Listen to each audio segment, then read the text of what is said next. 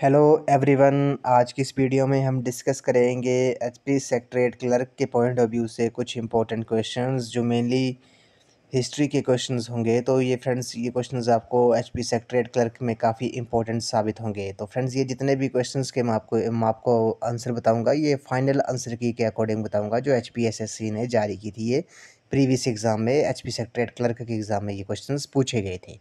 तो friends, video को शुरू करने से पहले अगर आप चैनल पर पहली बार विजिट कर रहे हो तो चैनल को सब्सक्राइब कर दें। तो फ्रेंड्स, वीडियो को शुरू करते हैं। तो पहले प्रश्न में बोला गया कि सिंधु घाटी सभ्यता का पतन कस्बा कौन सा है। ये काफ़ी इंपॉर्टेंट क्वेश्चन है।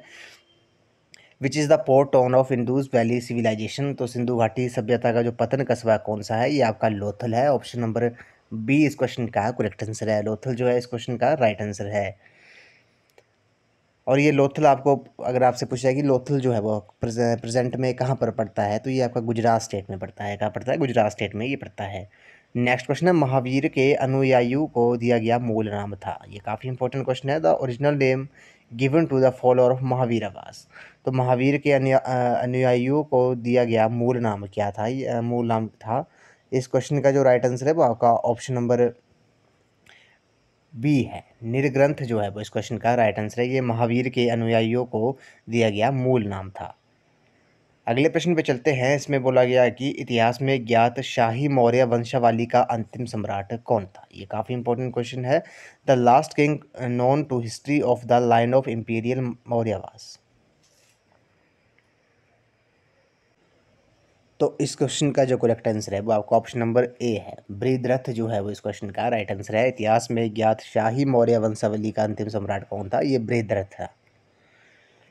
अगले प्रश्न पे चलते हैं। प्रारंभिक प्राचीन भारत में सबसे बड़ा शहरी केंद्र था। The largest urban centre in the earlier ancient India. तो प्रारंभिक प्राचीन भारत में सबसे बड़ा शहरी केंद्र कौन सा था? ये काफ़ी इंपॉर्टेंट क्वेश्चन है। ये आपका पाटलिपुत्र जो है वो इस क्वेश्चन का राइट आंसर है। ऑप्शन नंबर डी इस क्वेश्चन का करेक्ट आंसर है। ये आपका बिहार स्टेट में पड़ता है। पटना को पहले पाटलिपुत्र के नाम से जाना जाता था। अगला है, सभी प्रकार के विदेशियों के लिए प्रयोग में आने वाला पद निम्न में से कौन सा है। ये काफ़ी इंपॉर्टेंट क्वेश्चन है। सभी प्रकार के विदेशियों के लिए प्रयोग में आने वाला पद निम्न में से कौन सा है। तो इस क्वेश्चन का जो करेक्ट आंसर है वो आपका ऑप्शन नंबर डी है। यवन जो है इस क्वेश्चन का राइट आंसर है। ऑप्शन नंबर डी जो है वो इस क्वेश्चन का करेक्ट आंसर है।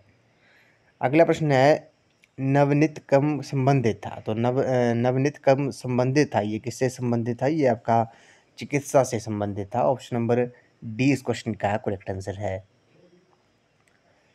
अगला प्रश्न है, निम्न में से किसे भारत का अंतिम महान हिंदू शासक माना जाता है। ये काफ़ी इंपॉर्टेंट क्वेश्चन है कि बोला गया कि निम्न में से किसे भारत का अंतिम महान हिंदू शासक माना जाता है। तो क्वेश्चन नंबर 77 का जो राइट आंसर है वो आपका ऑप्शन नंबर बी है। हर्ष को भारत का अंतिम महान हिंदू शासक माना जाता है। ऑप्शन बी इस क्वेश्चन का करेक्ट आंसर है। अगले प्रश्न पे चलते हैं। इसमें बोला गया कि उत्तरी भारत का अंतिम महान हिंदू शाही वंश कौन सा था। तो उत्तरी भारत का जो अंतिम महान हिंदू शाही वंश था, तो ये आपका गुज्जर प्रतिहार जो था। ऑप्शन नंबर बी इस क्वेश्चन का करेक्ट आंसर है। गुज्जर प्रतिहार जो है वो आपका उत्तरी भारत का अंतिम महान हिंदू शाही वंश था। ऑप्शन नंबर बी इस क्वेश्चन का करेक्ट आंसर है। नेक्स्ट क्वेश्चन पे चलते हैं। अगले प्रश्न पे चलते हैं। खजुराहो में प्रसिद्ध चतुर्भुज मंदिर का निर्माण किसने करवाया। ये भी इंपॉर्टेंट क्वेश्चन है। तो खजुराहो में जो प्रसिद्ध चतुर्भुज मंदिर है उसका जो निर्माण करवाया था वो आपका यशोवर्मन ने करवाया था। ऑप्शन नंबर डी इस क्वेश्चन का राइट आंसर है। नेक्स्ट क्वेश्चन है, कुतुबुद्दीन बख्तियार काकी निम्न में से किस सूफी सिलसिले से संबंधित है। तो कुतुबुद्दीन बख्तियार काकी जो है वो निम्न में से किस सूफी सिलसिले से संबंधित है। क्वेश्चन नंबर 80 का जो करेक्ट आंसर है वो आपका ऑप्शन नंबर बी है, चिश्ती सिलसिला। ऑप्शन नंबर बी इस क्वेश्चन का करेक्ट आंसर है। अगले प्रश्न पे चलते हैं। शासक जो किसी नवीन विजय के लिए नहीं गया था। ये भी इंपॉर्टेंट क्वेश्चन है। शासक कौन सा शासक था जो नवीन विजय के लिए नहीं गया था। क्वेश्चन नंबर 81 का जो राइट आंसर है वो आपका ऑप्शन नंबर सी है। फिरोज तुगलक जो है वो इस क्वेश्चन का राइट आंसर है। फिरोज तुगलक शासक जो था वो कभी भी नवीन विजय के लिए नहीं गया था। अगला है, व्यापार के लिए जहाज कहाँ बनाए जाते थे। ये भी इंपॉर्टेंट क्वेश्चन है। व्यापार के लिए जहाज कहाँ बनाए जाते थे। ये आपके मालदीप, द्वीप में बनाए जाते थे। ऑप्शन नंबर डी इस क्वेश्चन का करेक्ट आंसर है। मालदीव द्वीप में व्यापार के लिए जहाज बनाए जाते थे। तो फ्रेंड्स, ये जितने भी क्वेश्चंस हैं ये इनके अपने शॉर्ट नोट्स जरूर बना लेने हैं, क्योंकि ये रिवीजन के टाइम का आपको काफ़ी हेल्पफुल साबित होंगे। ये जितने भी आंसर मैं आपको बता रहा हूँ ये फाइनल आंसर की के अकॉर्डिंग बता रहा हूँ। अगला प्रश्न है, निम्न में से कौन सा विजयनगर का प्रथम शासक वंश था? तो विजयनगर का प्रथम शासक वंश कौन सा था? ये भी इंपॉर्टेंट क्वेश्चन है। ये आपका संगम वंश जो है इस क्वेश्चन का राइट आंसर है। संगम वंश जो है वो आपका विजयनगर का प्रथम शासक वंश था। अगला है, निम्न में से किस सम्राट का मकबरा भारत के बाहर है? ये भी इंपॉर्टेंट है।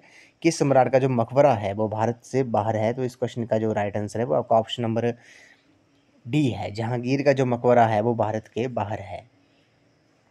अगला है, शिवाजी का सबसे लंबा सैन्य अभियान किसके विरुद्ध चला था? ये भी इंपॉर्टेंट क्वेश्चन है। शिवाजी का जो सबसे लंबा सैन्य अभियान था वो किसके विरुद्ध चला था, किसके खिलाफ चला था? क्वेश्चन नंबर 85 का जो राइट आंसर है वो आपका ऑप्शन नंबर बी है, कर्नाटक के विरुद्ध चला था। शिवाजी का जो सबसे लंबा सैन्य अभियान था वो आपका कर्नाटक के विरुद्ध चला था। अगला है, भारत में ब्रिटिश शासन की प्रारंभिक अवस्था में अंग्रेजों को हराने वाला भारतीय शासक था।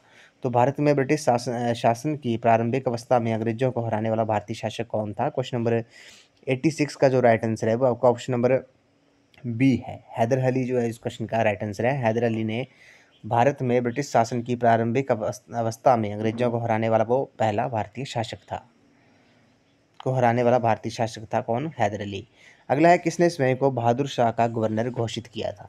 तो किसने खुद को बहादुर शाह का गवर्नर घोषित किया था? तो ये किया था नाना साहिब जो है इस क्वेश्चन का करेक्ट आंसर है। नाना साहिब ने खुद को बहादुर शाह का गवर्नर घोषित किया था। ऑप्शन बी इस क्वेश्चन का करेक्ट आंसर है।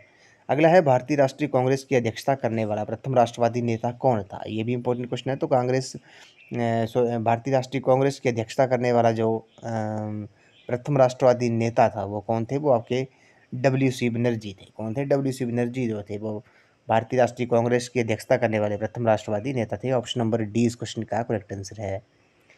अगला प्रश्न है, गांधी जी के कितने अनुयायी दांडी यात्रा में जाने के लिए चुने गए थे? ये भी इंपॉर्टेंट क्वेश्चन है। तो गांधी जी के कितने अनुयायी जो थे वो आपके दांडी यात्रा में जाने के लिए चुने गए थे? तो क्वेश्चन नंबर 89 का जो राइट आंसर है वो आपका ऑप्शन नंबर ए है। 78 अनुयायी जो थे वो चुने गए थे दांडी यात्रा में जाने के लिए।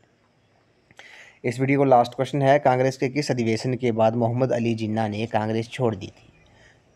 तो कांग्रेस के किस अधिवेशन के बाद मोहम्मद अली जिन्ना ने जो थी वो आपकी कांग्रेस छोड़ दी थी? इस क्वेश्चन का जो राइट आंसर है वो आपका ऑप्शन नंबर सी है। नागपुर अधिवेशन के बाद मोहम्मद अली जिन्ना ने कांग्रेस छोड़ दी थी। ऑप्शन सी इस क्वेश्चन का करेक्ट आंसर है। तो फ्रेंड्स, आज की वीडियो में बस इतना ही। आज हमने हिस्ट्री के कुछ इंपॉर्टेंट क्वेश्चन डिस्कस किए जो प्रीवियस HP सेक्रेटरीट क्लर्क के एग्ज़ाम में पूछे गए थे पोस्ट कोड 692 में।